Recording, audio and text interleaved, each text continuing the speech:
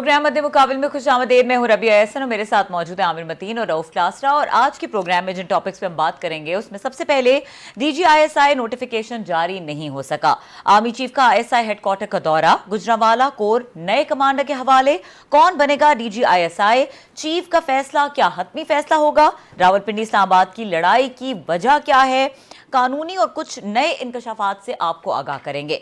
इसके अलावा बात करेंगे IMF की शराइत पूरी करते करते हुकूमत ने 22 करोड़ अवाम का जीना महाल कर दिया।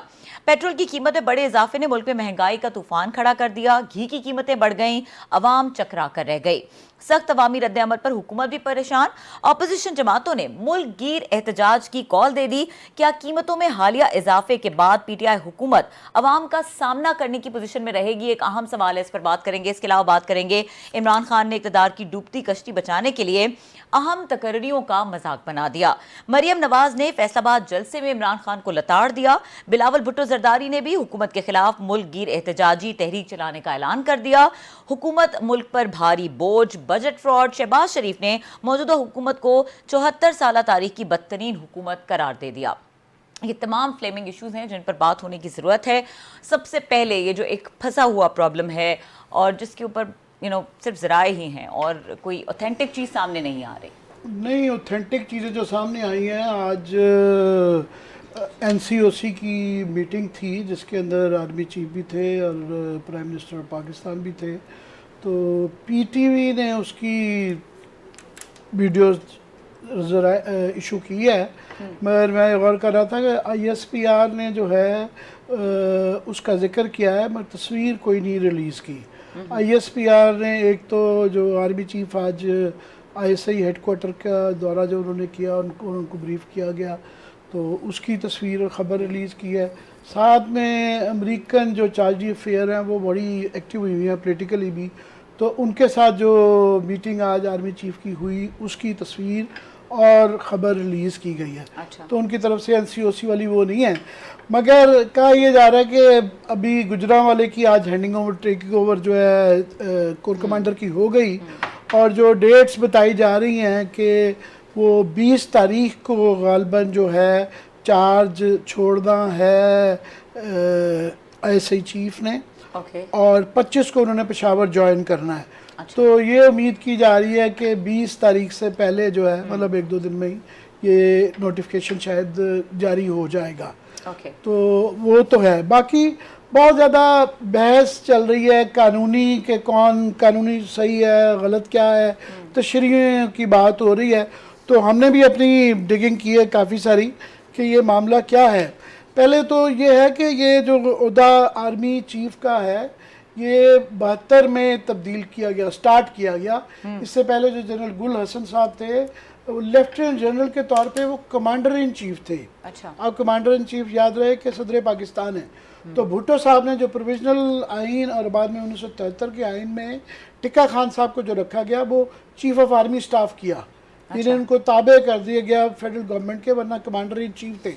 वैसे वो कमांडर इन चीफ अलहदा बात है कि खर साहब को गाड़ी में देख के जब उनको तब्दील किया गया था तो यहाँ इस्लाम पिंडी से गाड़ी में भेज दिया गया था। रास्ते में ही ये तब्दीली इनको लाहौर जाके पता चला कि वो फारिग कर दिए गए हैं। अच्छा। पर बाद में फिर ये जुनेजो साहब के ज़माने में एक तब्दीली आई कि जुनेजो साहब ने प्रपोज़ किया कि जनाब ये जो मेजर जनरल और ऊपर की अपॉइंटमेंट्स जो है ना वो जो है वो प्राइम मिनिस्टर के इख्तियार में होनी चाहिए। अच्छा। और कहते हैं कि ज़ियाउल हक साहब ने, और वो कागज़ मौजूद है, कि अपने हाथ से मेजर जनरल की बजाय वो लेफ्टिनेंट जनरल अबव लिख दिया। अच्छा। तो कागज़ों में ये अगर आप पढ़ें क्या रूल्स ऑफ बिजनेस में ये हम दिखाएंगे आपको कि इसकी अंदर लिखा हुआ है कि provided the appointment of and above the ranks of lieutenant general in the armed Army and equivalent ranks of other services will be made by the Prime Minister in consultation with the President।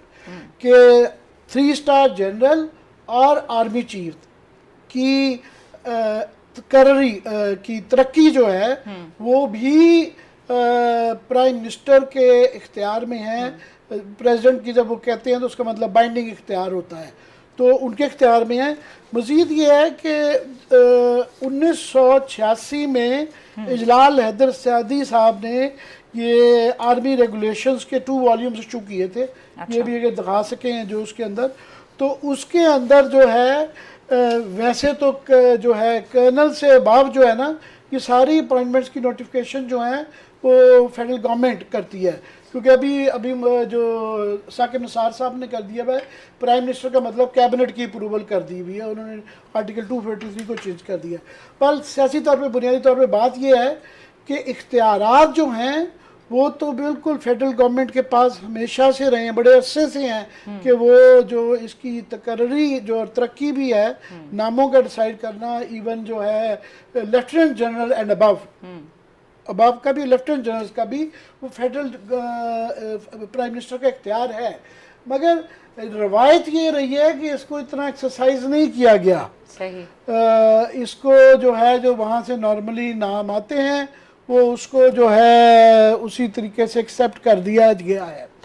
और ISC chief का जो मामला different है, क्योंकि वो उसकी जो है वो जो सिविल सर्विस एक्ट है वो उसके अंडर आता है, और उनके अंदर जो आर्मी से लोग आते हैं वो डेपुटेशन पे आते हैं, और उसके जो सिविलियन अफसरान हैं 21वें 22वें के, वो पब्लिक सर्विस कमीशन तय करती है, तो उसमें कोई अभाम नहीं है। मगर वहाँ भी रवायतन यही रहा है कि जो नाम आता है वो रख लिया जाता है। और नवाज शरीफ साहब ने दोनों दफ़ा अपनी मर्ज़ी की थी, जावेद नासिर साहब भी उनकी मर्ज़ी से ही तकरीबन आए थे, और उसके बाद फिर क्या नाम है ज़ियाउद्दीन भट्ट साहब जो हैं वो भी, उन्होंने उनके चोज़न वो थे।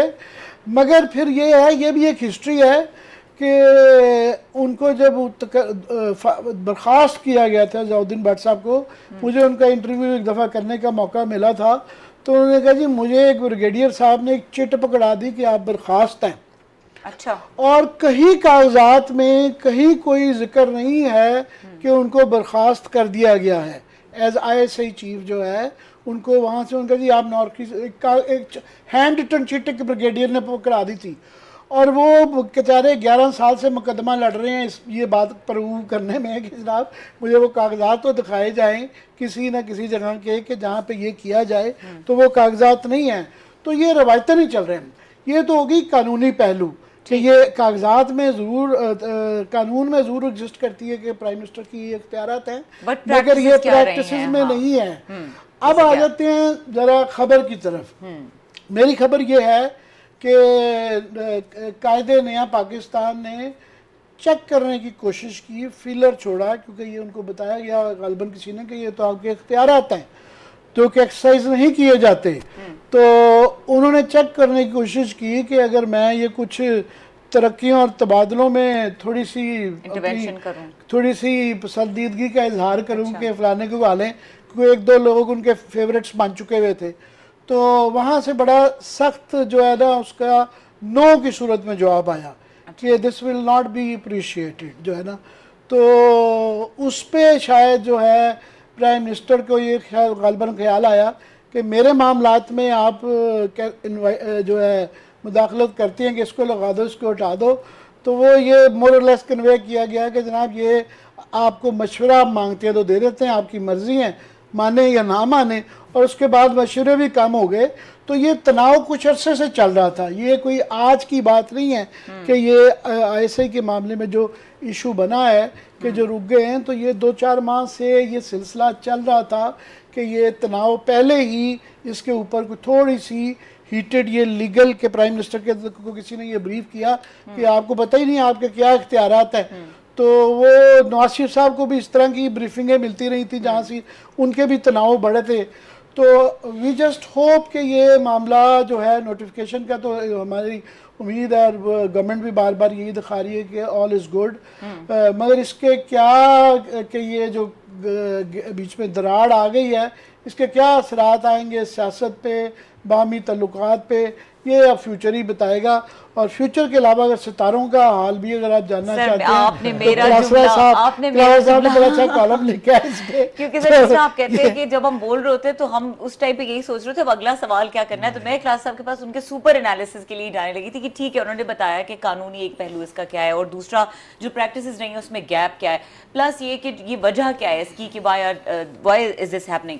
क्लास अब एनालिसिस एक तो आपका कहता है कि आगे क्या होगा, और ये मामला क्या आराम से सॉर्ट आउट हो जाएगा, या ये जो आमिर साहब कह रहे हैं कि काफी टाइम से ये चीज चल रही थी और अब सरफेस हो गई है, तो आमिर साहब ने जो अभी बातें डाइल्यूट होती भी नजर आ रही है। जो आमिर साहब ने अभी डॉक्यूमेंट से रूल्स ऑफ बिजनेस निकाले हैं, मतलब हम सब पढ़ते रहते हैं, जर्नलिस्ट जो है कोई ना कोई पता ही होता है इन चीज़ों का। मेरे लिए नई चीज़ें हैं, अच्छा, लेट मी एडमिट। शायद आमिर साहब को भी जब तक इन्होंने डिग नहीं किया होगा, इनके लिए भी नई चीज़ें होंगी, मेरा ख्याल है। वो इसलिए बहुत ही नई चीज़ इसलिए है कि रूल्स ऑफ बिजनेस चेक करने थे, जब ये बात ये चल रही थी कि रूल ऑफ बिजनेस में तो लेफ्टिनेंट जनरल की अपॉइंटमेंट भी है, तो वो इंटरनेट पे मौजूद है।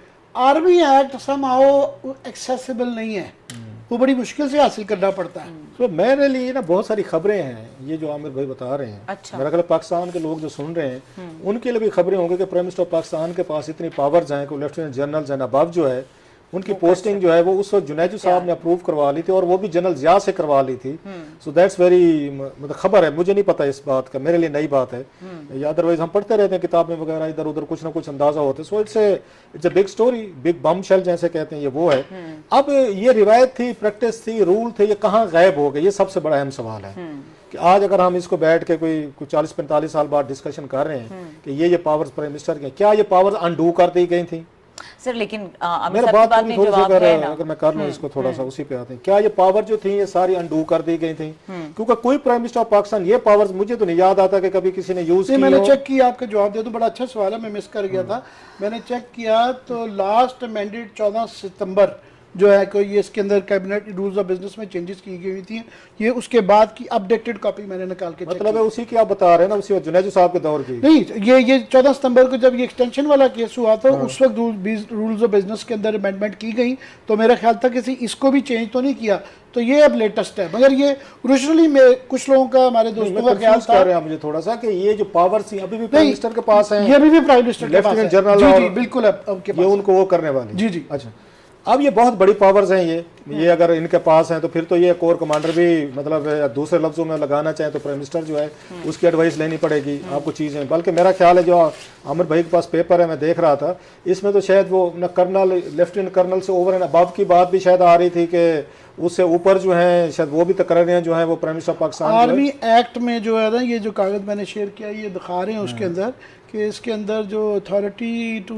जो है ना, ये अब अमेंडमेंट ये वाला लेटेस्ट मैंने नहीं किया, मगर जो ओरिजिनल जलाल हैदर जैदी साहब का ड्राफ्टेड आर्मी एक्ट था उसके अंदर चीफ ऑफ आर्मी स्टाफ, क्योंकि उस वक्त ज़िया का मार्शल आता तो vice chief of the army staff होता था, उसकी corps commander, deputy corps commander, commander division, colonel and above की तमाम जो अपॉइंटमेंट्स है ना, वो तकर्रियाँ तबादले भी उसके अंदर आ जाते हैं। उसकी वजह है, मैं उसकी बताता हूँ थोड़ी सी, कि क्योंकि यहाँ पे दो इसके बाद ना जो मार्शल रहे हैं वही चीफ एग्जीक्यूटिव का रोल भी था उनके पास, जो यहाँ पे वो रहे मिलिट्री हमारे रूलर रहे हैं, ज़िया रहे हों, जनरल मुशर्रफ रहे हों, वही आके वो मार्शल एडमिनिस्ट्रेटर भी वही थे, प्राइम मिनिस्टर के पावर्स भी उनके पास आ गए थे, सीईओ भी वही लग गए थे, प्रेसिडेंट भी वही लग गए थे, सुप्रीम कमांडर भी थे।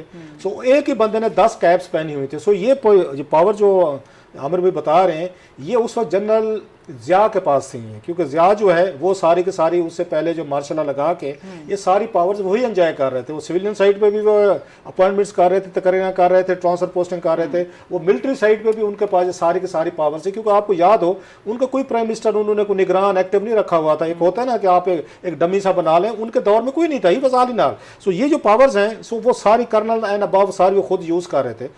इसके बाद जनाब मुशर्रफ आ गए, उन्होंने भी इसको कंटिन्यू रखा, और मैं यकीनी तौर पर कह सकता हूँ कि हमारी पॉलिटिकल एलीट को इनका नहीं पता होगा इन चीज़ों का, ना उन्होंने पढ़ने की जहमत की होगी, ना उन्होंने आके किसी ने बताया होगा कि ये पावर्स जो हैं आपके पास ये यहाँ मौजूद हैं। फिर जनरल मुशर्रफ साहब है, वो भी क्योंकि यहाँ पे आते ही वो चीफ ऑफ आर्मी स्टाफ भी थे, वो सदर भी थे, वजीर आजम भी थे, सारी की सारी पावर जो है उन्होंने रखी। बाद में प्रेसिडेंट की पावर्स अगर आपको याद हो, वो जरदारी ने 18वीं तरमीम के तहत 58(2)B को रिजॉल्व कर दिया था, क्योंकि उससे पहले 58(2)B के होते हुए प्रेसिडेंट शरीफ साहब के दौर में हुई थी। ये जरदारी ने जब आया ये इख्तियारात 58(2)B के जमाने के जब प्रेसिडेंट की प्राइम मिनिस्टर की बाइंडिंग रही थी, तो वो उन्होंने प्रेसिडेंट की जो पावर्स थी वो पावर जो है वो ट्रांसफर किए गए थे प्राइम मिनिस्टर ऑफ पाकिस्तान को। ये जो आमिर भाई बता रहे हैं, अब उसमें इन्होंने बैठ के सारी की सारी डिटेल मौजूद है कि एक उसकी प्राइम मिनिस्टर की क्या उसकी वो है और ये मुमकिन है, मुझे नहीं प्रोसेस का ये पता, इसलिए मैं उसकी कोई हद में बात नहीं कर रहा, कि ये जो आपके सुप्रीम कमांडर हैं वो प्रेसिडेंट ऑफ पाकिस्तान को कहा जाता है। जब तक जनरल मुशर्रफ उस सीट पे बैठे थे या प्रेसिडेंट उस पर आके, आपको याद होगा जरदारी साहब बैठे थे, तारड़ साहब थे या गुलाम इसाक खान साहब वगैरह, फौज की तकरीरें तो वहाँ से होती थी पहले, वो करते थे। ये मतलब एडवाइस जा सकती थी, प्राइम मिनिस्टर एडवाइस कर सकता था। अब उसने, आपको याद होगा इसाक खान ने एडवाइस नहीं मानी थी, उन्होंने अपनी मर्जी का जनरल काकड़ लगा दिया था। इनकी एडवाइस डिफरेंट थी, जनरल फखर मेरे ख्याल फरोख की थी इन्होंने, या आर्मी चीफ बनाना चाह रहे थे नवाज शरीफ वगैरह, 93 की बात बता रहा हूँ। सो प्रेसिडेंट ने नहीं मानी थी। सो ये जो पावर्स बता रहे हैं सारी प्रेसिडेंट के पास थी, क्योंकि वो मिलिट्री के सुप्रीम कमांडर थे, आर्मी उनको भेजती होगी वहां से, या डिफेंस मिनिस्टर भी मौजूद था, जिसकी वजह से इख्तियार उनके पास था। सो ये पावर्स अब ये प्राइम मिनिस्टर के पास हैं, इस वाली जो आई हैं उसका 18वीं तरमीम के बाद या 58(2)B खत्म होने के बाद। लास्टली मैं कहूँ इस पे जो वो है, इन्होंने कहा ना कि उन्होंने प्राइम मिनिस्टर ने वो किया होगा, उस पर जो डिले हुई है, मतलब अब ये बात कोई इतनी ढकी छुपी नहीं है कि अब मेरी आज 2 वजीरों से बात हुई है, दोनों ने कहा जी बुध वाले दिन तक हो जाएगा, बड़े मतलब कंफर्म्ड बंदे, मतलब बुध तक वो कह रहे हैं हो जाएगा। अब ये सारा मसला शुरू हुआ है मई से, आमिर साहब ने भी कहा है, और ये बात मैं उनका पढ़ रहा था, फाद हुसैन साहब का मैं डान में आर्टिकल पढ़ रहा था, उसमें उन्होंने ये बात भी पॉइंट आउट की है कि मई से इनका मसला चला है। मई में उन्होंने इनसे बात की है, जुलाई में फिर बात की है, फिर अगस्त में की है, फिर से उन सितंबर में की है, फिर उन्होंने अक्टूबर में की है, अभी रिसेंट फिर उन्होंने अनाउंस कर दिया है कि इमरान खान साहब से आर्मी चीफ बार बार ये आके टेक अप कर रहे थे कि हमने कमांड में चेंजेस करनी है, हमारे कोर कमांडर ने रिटायर होना है, जो आमिर साहब ने खबर दी थी, आपको याद हो, इन्होंने 1-2 हफ्ते पहले दी थी, 18 तारीख को, आज रिटायर हो गया, हमने इसको डिले नहीं कर सकते, ट्रांसफर पोस्टिंग करनी है। असल जो मसला है, अगर एस्ट्रोलॉजिकली अब लास्ट में कह दूं, जो आपने पूछा एस्ट्रोलॉजिकली, 3 बड़े स्टार ये जो है सितारे जो हैं, जो एस्ट्रोलॉजी कहती है, मजे की बात है 3 सितारे वाले ही तीनों ने थे, वो थे आपका मरकरी है, आपका उसका सैटर्न है, और फिर जुपिटर है। अब इनके डिफरेंट, मरकरी ये कम्युनिकेशन को डील करता है मोस्टली, अगर ये उसमें चला जाए ना, उसमें रिवर्स में चला जाए, रेट्रोगेट हो जाए, तो फिर इसके बाद चीज़ें खराब होना शुरू हो जाए। बाज़ लोग तो ये भी कहते हैं, ये पिछले दिनों जो आपका डिबेकल हुआ है इस पे फेसबुक वाला हुआ है, it has to do with इसके मरकरी के साथ हुआ है कि पिछले महीने मरकरी जो है ना वो किया है, रिवर्स में किया है, सितंबर में किया है। सो इमरान खान साहब को ये पूरा, मेरा ख्याल है, अब जरूरी नहीं है कि ये बात जो मैं कह रहा हूँ ठीक हो, ये मेरी अंडरस्टैंडिंग है, बहुत सारे जो सितारों की बड़ी अहमियत है, वो ये कहते हैं कि ये मई के बाद इन्होंने इसलिए डिले कर रहे थे, इनसे टाइम मांगा जा रहा था कि ये जो ये बुरा वक्त कह लें, मतलब सितारे पकड़े हुए हैं, जो मतलब आम जबान में कहा जाता है, ये सितारे पकड़े हुए हैं ना, ये ठीक होंगे 18 को, 18 अक्टूबर को, और ये इसलिए कह रहे हैं हमें बुध वाले दिन हो जाएगा, जुपिटर और सैटर्न, ये अब ये ठीक हो गए, अब इसके बाद हालात बेहतर होना शुरू हो जाएंगे अकॉर्डिंग टू एस्ट्रोलॉजी वगैरह जो है। अच्छा। अब इसलिए ये बुध का कह रहे हैं, बुध का क्यों कह रहे हैं सारे कि 20 को हो जाएगा, इसलिए हो जाएगा कि 20 को फुल मून है, पूरा चांद है, जब चांद एक दफा फुल हो उससे पहले जो आप काम करेंगे ना वो ठीक रहेंगे। अगर moon is on the declining side 15 हो जाएगी, तो वो कहते हैं नए काम, नए प्रोजेक्ट, नए कॉन्ट्रैक्ट, नए सिग्नेचर, नई तैनातियाँ आपको नहीं करनी चाहिए, फिर आप उसको पहली के चांद का या 4-5 के चांद का आप उसको वो करें। सो इमरान खान साहब या एंड कंपनी या जो भी हैं वो डिले नहीं कर सकते बुध से ज़्यादा, बुध को नहीं करते, फिर ये वो लंबा ले जाएंगे, फिर 15 दिन आप वेट करें, फिर 15 दिन मजीद कंट्रोवर्सी चलेगी कि जनाब नया चांद आएगा, नई चीज़ें होंगी, तो लोगों को बड़ी अजीब सी बातें लगती हैं। That's how the astrology is. मेरे भी 2 सवाल, मेरे 2 सवाल ये हैं कि ये आपने 20 तारीख की तो बात कर दी, मगर फौजियों ने ये 20 तारीख को जो ये रखा गया था कि कराची के कोर कमांडर जो है ना ISI टेक ओवर करेंगे, उन्होंने भी सितारे देखे किया। दूसरा ये जो खबरें चल रही थी, खबरें के टीवी पे मैंने देखी, वो रिपोर्ट के बड़ी गाला तक लाल कपड़े लटक रहे हैं दरख्तों के साथ, वो भी कोई उसी से रिलेटेड है। अब मैं इसमें इतनी डेलिकेसीज में नहीं जाता, मतलब ये जो इस तरह की चीजें वो आई थी वो मीडिया पे चल रही थी, बहरहाल ये थोड़ी सी कैलकुलेशन की गई है। सो इसलिए जो कहा जा रहा है ना कि बिल्कुल सेटल हो गया मामला, ये 18 का वेट किया जा रहा था, और 20 को इसलिए करेंगे कि आपका फुल मून जो है ना 20 को है, 20 के बाद आप इसको 21 नहीं कर सकते, फिर आपको 15 दिन 20 दिन फिर वेट करना पड़ेगा। सो दैट्स द रीजन कि इनके लिए कल रात तक, मतलब मोस्ट प्रॉब्ली माय व्यू, इनसे सिग्नेचर भी कल रात तक ये कर देंगे, और इसको अगर उन्हें अनाउंस करना है तो ये बुध वाले दिन आ जाएगा, नॉट लेटर देन 20। ये हम इतनी ज्यादा एंगल से इस मामले को कोशिश कर रहे हैं समझने की कि आज एक सुपर एनालिसिस क्लासेस आपने दिया है, मजीद भी बात करेंगे। पेट्रोल की जो कीमतें, उनमें जो इजाफा हुआ और उससे जो अवाम की सिचुएशन है, और PTI गवर्नमेंट के जो वादे दावे थे, उस सब सिचुएशन के ऊपर भी बात करेंगे। ब्रेक के बाद हमारे साथ रहिए।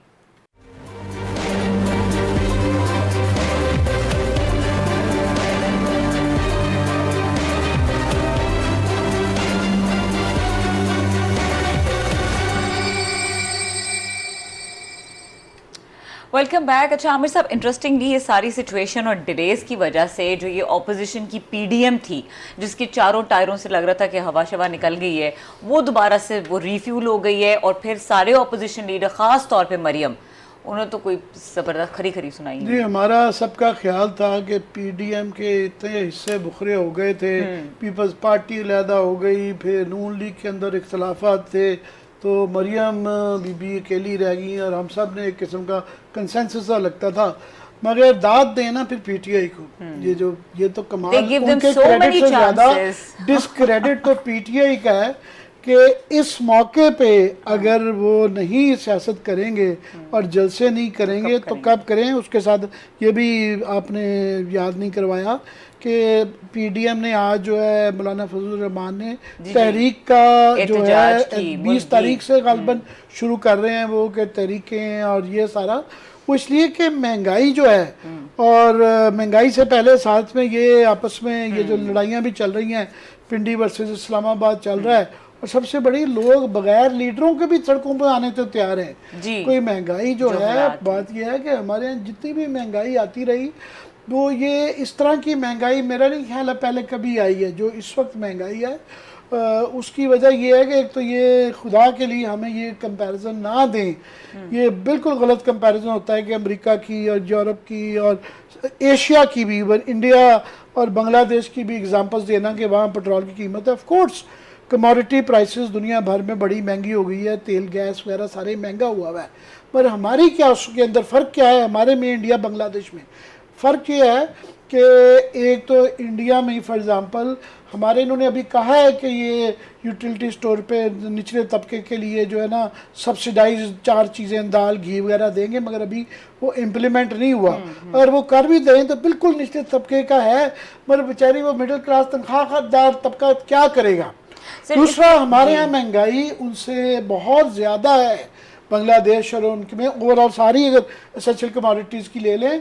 और दूसरा वेजेस का भी बड़ा फ़र्क है कि आपके यहाँ मजदूरी कितनी है जो है बाकियों के मुकाबले में नहीं है। दूसरा ये है कि जो हमारी अपनी गलतियाँ हैं उसकी वजह से तकलीफ़ है कि जनाब जब आपने एग्रीकल्चर पे जब फोकस नहीं किया, एक ज़राती मुल्क में $6 की जब आप कमोडिटी बाहर से मंगाएंगे और यहाँ के आप माफियाज को कंट्रोल नहीं कर पाएंगे, तो जो इनकी गलतियाँ हैं उसका तो अवाम पे ना डाले ना, उसका तो मानना पड़े। दूसरा ये कि जब वी शेख साहब को हटाया गया था और लाए गए थे शौकत तरीन साहब, तो बताया गया था कि जनाब उनको अब जो है ना आप देखें यूँ करके इकॉनमी सेट हो जाएगी और वो जो है रीनिगोशिएट किया जाएगा आईएमएफ से। आईएमएफ से सबसे बड़ी बात चीज़ क्या रीनिगोशिएट करनी थी, वो करनी थी बिजली का 1.1 रुपया 39 पैसे गालबन जो है ना पर यूनिट जो है ना बेस प्राइस में बढ़ाना। एक होता है फ्यूल एडजस्टमेंट चार्जेस, वो ये है कि तेल की कीमत ऊपर गई तो बढ़ा दिए, ये हो गई कम कर दिए। ये जब बेस प्राइस में करते हैं ये परमानेंट होता है, ये आईएमएफ की शर्त थी और इन्होंने कहा था मैं ये नहीं मानूंगा, ये मैं रीनेगोशिएट करूंगा। अब शौकत तरीन साहब नजर ही नहीं कहीं आ रहे, चुप बिल्कुल, पता चल रहा जी हम दोबारा तर्रों पे आ गए हैं। दूसरा, ये जो बड़े दावे करते थे जी हमने देखा ना मैक्रो, जो आम आदमी तो नहीं समझता कि जी वो ट्रेड डेफिसिट और करंट अकाउंट डेफिसिट वो जो है अब पाकिस्तान की तारीख से बड़ा तजारती खसारा हो गया है और करंट अकाउंट लायबिलिटीज भी जो है मेरा 17 बिलियन के करीब और मोरलेस उसी राह पे जा रहा है।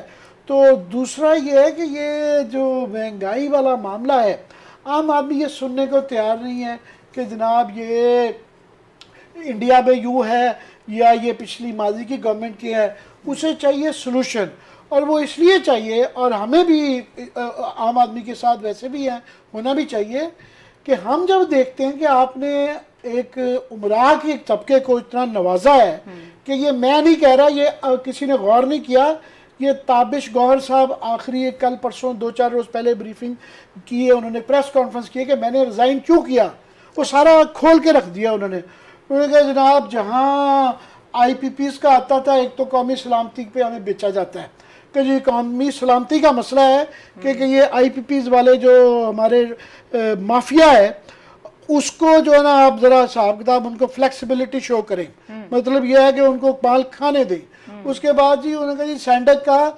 उसी सुराख से जिससे पहले डसे गए थे, उसी कंपनी को, चीनी को, जिसने आज तक अभी कुछ नहीं दिया, दोबारा वो दें। क्योंकि जो मामला आता है, जिस किस्म का भी जहाँ आप रिफॉर्म्स करना चाहें तो कहीं ना कहीं से ऑर्डर आ जाते हैं, तो हमारे तो हाथ बंधे हुए हैं, तो वहाँ कोई भी कुछ नहीं कर सकता।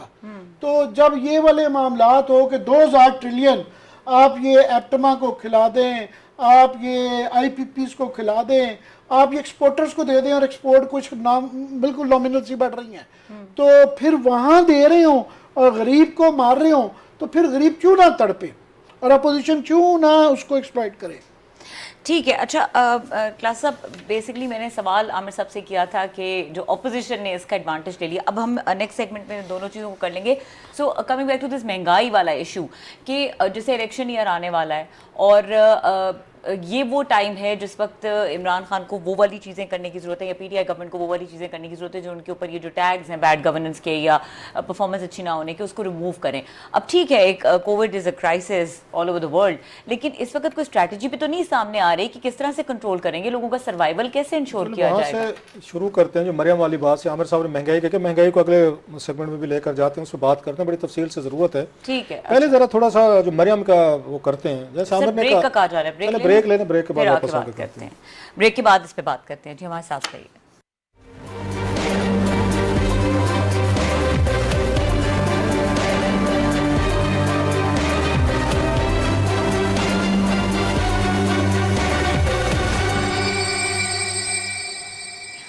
Welcome back. क्लास साहब, आप मरियम नवाज के हवाले से बात करना चाह रहे थे जो उन्होंने मैं जरा इसको देखते हैं। उन्होंने बड़ी एक स्ट्रेटजी ने अपनी थोड़ी सी डिफरेंट की है। अच्छा, उन्होंने जनाब जो फोकस किया है कि इमरान खान साहब को किया है, उन्होंने उस जनरल फैज़ हमीद साहब को किया है, और जैसे आमिर कह रहे थे बिल्कुल ठीक किया है। मतलब एक उनको मौका मिल गया है कि इशू है ना जनरल फैज़ साहब के हवाले से, एक अपॉइंटमेंट का इमरान खान साहब के हवाले, अपोजिशन के पॉइंट ऑफ व्यू से महंगाई के हवाले से कह रहा था। आप महंगाई पे कह रहे थे ना, मैं और देख रहा हूँ। उन्होंने इस वक्त इससे बेहतर तो इशू नहीं मिल सकता, क्योंकि वो ये समझते हैं, और इसमें उन्होंने कभी कोई अपनी बात छुपाई भी नहीं है, कोई ऐसा राज नहीं है जो मैं आपके साथ शेयर कर रहा हूँ, कि उन्होंने अपने एक उस आप कह सकते सो कॉल्ड एनिमीज जो थे उन्होंने डिक्लेयर किए हुए थे। और नवाज शरीफ साहब की तकरीरें उठा के देख लें, उन्होंने बिल्कुल बताया हुआ था। ये फ़र्क ज़रूर था कि मरियम नवाज साहिबा जो है ना वो अवॉइड करती थी, वो खलाई मखलूक, वो महकमा ज़रात, वो लोग फलाने लोग, वो जैसे हमारी साइड पे होता था ना, देहातों में ज़्यादा होता था, या बहुत सारी और भी फैमिलीज में होता था, नाम लिए गए, मुन्ने के अब्बा, वो फलाने के दादा, वो फलाने के चाचा, वो जी अभी से वो एक आके उसका नाम नहीं लेना, वो करके उसे बुलाना अपने नून करके, या मुन्ने के अब्बा वटेवर जो भी करके नून गैन करके। अब वो डायरेक्ट हो गया, उन्हें पता चला कुछ नहीं होता, रिएक्शन कहीं से नहीं आया ना। हालांकि सारी PML नवाज डरी हुई थी जिस दिन वहाँ गोजरावाला में इन्होंने वो खिताब किया था नवाज शरीफ साहब ने, जिसमें जनरल बाजवा साहब, फैज़ हमीद साहब, इन तमाम को सिंगल आउट भी किया, थ्रेट भी की कि वो होता ना we will sort you out, ये इस तरह की ज़बान थी कि हम आपसे आके हिसाब लेंगे, हिसाब करेंगे, नहीं बख्शेंगे, छोड़ेंगे, बला बला चीज़ें। अब उन्हें ये लगा है कि जनाब की जब ये थोड़ी सी उनको डिवीजन नजर आई है उसमें पिंडी इस्लामाबाद में, उन्होंने कहा इसका फायदा उठाया जाए।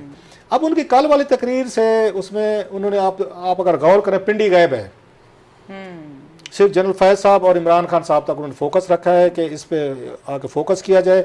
और वो फैज़ साहब भी डेफिनेटली वो थोड़े से उसमें डिप्रेशन में उन्हें होना चाहिए, इंसान है, कितनी यहाँ पे तनकीद हो रही हो, इतने सारे मसले आ रहे हों, अब उनको कहीं से कोई सपोर्ट नहीं मिली। इवन दिफाई मुबसरीन जो हैं, जो मतलब बैठते हैं इसमें टीवी चैनल्स पे, वो बेचारे कंफ्यूज हैं, उन्हें नहीं समझ आ रही कि हमने किसकी सपोर्ट करनी है, हमने आप पारा की करनी है, हमने पिंडी की करनी है, क्योंकि दोनों साइड से वो मसला तो वो उन बेचारों के लिए बन गया है। वो जो आके दिफा पे हमारे दोस्त बैठते हैं बहुत सारे, पिंडी की करनी है कि इस्लामाबाद की करनी है, किसकी करनी है, तो सबसे बड़ा मुश्किल वक्त उन पे पड़ा हुआ है, ये उनके लिए मुश्किल ले चुके हैं कि साइडें ले चुके हैं। अब आके किसको, इमरान खान का आके सपोर्ट करें तो उधर पिंडी वाला थोड़ा मसला हो सकता है, उधर पिंडी को करते हैं तो फिर वो आके इमरान खान को जस्टिफाई कैसे करें, क्योंकि इमरान खान के सबसे बड़े सपोर्टर तो वही थे। सो वो बहुत सारी वहाँ पे मुश्किल बनी। सो अब ये मरियम को ये समझ आ रही है द बेस्ट वे इज कि आप बाकी उसमें GHQ को, चीफ को, पिंडी को, उनको कुछ ना कहें। अदरवाइज आपको याद हो कि इमरान खान ने एक बड़ी अहम बात की थी अपनी तकरीरों में, जब ये नवाज शरीफ साहब ने यहाँ पे आर्डर किए थे कि जनाब उन्होंने निचले उस पर तबकात के लिए फौज में कि आप उनकी अपने चीफ की ना माने बातें, तो इमरान खान साहब का एक तकरीर की थी कि नवाज शरीफ जो है ना फौज में बगावत कराना चाहते हैं, अगर आपको याद हो वो उसमें चीज़ें। सो उस वक्त ये सारी कोशिश कर रहे थे मरियम भी और ये नवाज शरीफ साहब भी, किसी तरीके, क्योंकि उस वक्त वो तीनों इकट्ठे थे। एक आपकी ट्रायंगल आपकी बनी हुई थी, इमरान खान साहब, आर्मी चीफ साहब और फिर DGI साहब, वो अब उन्हें लगता है कि ये ब्रेक हो गई है, 3 साल बाद ये ब्रेक हो गई है, अब इसमें से फायदा उठाया जाए। सो उन्होंने सिंगल आउट कर लिया है जनरल फैज साहब को और इमरान खान साहब को। आज जो तस्वीर आई है, ये जो रिलीज़ की गई है, और आमिर साहब एक बड़ा अहम पॉइंट बता रहे हैं कि इसके अगर मेरा ख्याल ISPR का मैंने अभी देखा नहीं है वैसे ट्विटर अकाउंट, उन पे NCOC की तस्वीर नहीं दी उन्होंने। NCOC से क्या मतलब है इनका कि वहाँ पे ये प्राइम मिनिस्टर और आर्मी चीफ इकट्ठे थे, उनकी तस्वीर रिलीज नहीं हुई, अगर हुई है तो प्लीज हमें करेक्ट कर दें। बार बार चल रहा है, प्राइवेट चैनल्स पे वो वीडियो चल रही है, ISPR की वेबसाइट पे खबर है, तस्वीर नहीं है। अब वो रिलीज जैसे उन्होंने उनकी की है, उसकी US डिप्लोमेट की तस्वीर रिलीज की गई है, या जैसे DG ISI से मिलने गए हैं, फेयरवेल के लिए गए होंगे, वो तस्वीर रिलीज की गई। वैसे आप अगर वो तस्वीर देखें ना जो वहां से उन्होंने ISI के हेडक्वार्टर से रिलीज किए, तो उसे बड़ा क्लियर लगता है कि हु इज द बॉस। अगर आप देखें, army chief ultimately prevails. Pictures that tell a story, तो हम इसलिए इंटरेस्टेड होते हैं देखने में कि क्या दिखा रहे हैं, हैप्पी मूड दिखा रहे हैं, सीरियस मूड दिखा रहे हैं, कि संजीदा दिखा रहे हैं, तो वो तस्वीर ही नहीं थी। अच्छा, so in other words, Maryam के लिए enemy of enemies can become a friend. बस वही कर डिवाइड एंड रूल करूंगा, उन्हें स्पेस मिली है। वैसे इसमें एक तबके का ये भी ख्याल है कि वहाँ पे जिस तरह हमारे काफ़ी साफी भाइयों को नहीं समझ आ रही कि आप किसकी साइड लें, इस तरह ही नून लीग के अंदर भी उनको भी नहीं समझ आ रही कि इमरान खान की इस चीज़ पे मुखालफत करें कि इस चीज़ पे ये मौका है कैश करने का। मेरी भी इसको आप समझ लें कि अच्छी सियासत कह लें, बुरी सियासत कह लें, कि ये वैसे मौका शहबाज शरीफ साहब इसको कैश करना चाह रहे हैं, पर उन्होंने जब ये किस्म का, हालांकि इन्होंने सही कहा है कि थोड़ी तफरीक आप पारे और पिंडी में की है, मगर वो आप पारे पे भी पिंडी का ही समझा जाता है, तो वो इस मौके पे किस्म की अटैक करके थोड़ा सा इमरान खान के लिए ब्रीदिंग स्पेस क्रिएट कर रहे हैं। ये एक तबके को इस नुक्ता नज़र से भी कुछ लोग देख रहे हैं कि ये मौका होता है, माजी में यही होता रहा है कि जब आप देखते हैं कि आपके जो मुखालफिन हैं उनका आपस में ब्रीच हो गया है, तो उस खिला को बड़ा करने की कोशिश किया जाता है। तो जितना वो उधर अटैक करती हैं, वो लोग उधर जा रहे हैं, किस्म की आप देखें ना ट्रायंगुलर लड़ाई चल रही है। ट्रायंगुलर में जो 2 इकट्ठे हो जाएंगे, तीसरे के लिए ज़रा बुरी हो जाएगी। ठीक है सर, टाइम खत्म हो गया, हमने महंगाई के ऊपर थोड़ी और भी बात करनी थी, और डेफिनेटली ये तो एक मुसलसल चलने वाला सिलसिला है, इसके ऊपर बात करते रहेंगे। प्रोग्राम देखने के लिए शुक्रिया, इजाजत दीजिए, अल्लाह हाफ़िज़।